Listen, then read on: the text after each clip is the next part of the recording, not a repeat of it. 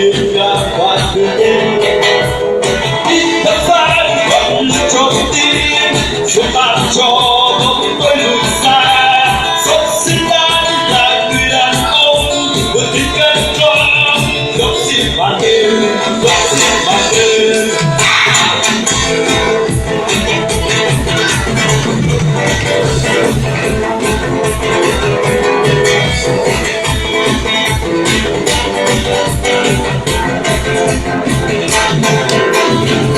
cuộc đời dẫu phần đời sóng gió và quanh tôi có những khi yêu mến dù buồn đời dẫu phần đời sóng gió tôi vẫn tin mình từng mơ